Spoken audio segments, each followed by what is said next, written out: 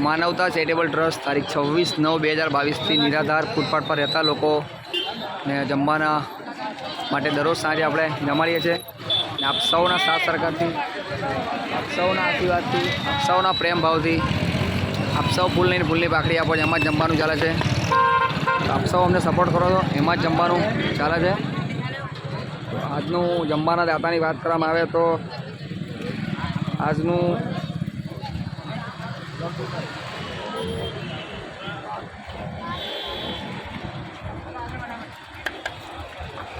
આજના જમવાના દાતા ફાતેમા બાનુ અનવર હુસૈન ખંડવાવાળા તરફથી છે.